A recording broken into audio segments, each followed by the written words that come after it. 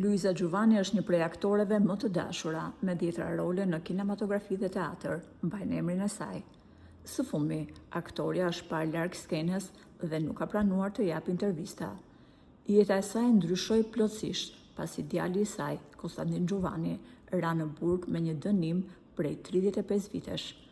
Ky ishte një peshë dhe një hidhërim i madh për aktoren, pasi djali i saj filloi të kryej dënimin në moshën 26 vjeçare dhe do të rifitoj lirinë në moshën 61 vjeçare, praktikisht një jetë e kaluar pas hekurave.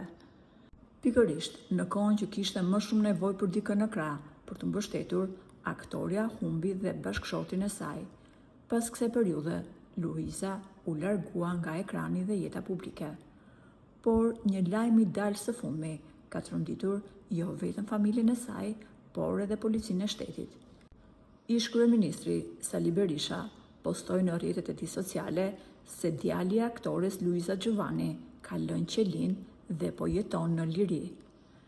Berisha tha se ai është parë në disa plazhe private duke shijuar lirinë, ndërkohë që duhet të vuante dënimin me burg. Berisha tha se personi që ja ka dhënë lajmin i ka dërguar edhe foto të Konstantin Gjuvanit që nuk është në burg aktualisht. Ky lajm alarmoi policinë dhe drejtorinë e burgjeve dhe vetëm një ditë më pas, drejtoria e burgjeve ka dalë me një reagim duke sqaruar se çfarë po ndodh. Ky institucion ka pranuar se djali i aktores Luiza Gjuvani ka lënë ambientet e burgut disa ditë, por kjo për arsye shëndetësore, pasi sipas kartelës mjekësore, ai duhet të shkonte në QSUT për të bërë një ndërhyrje.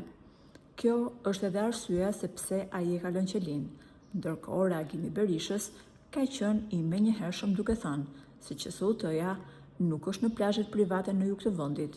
Ish kryeministri ka kërkuar hetim të plotë të rastit.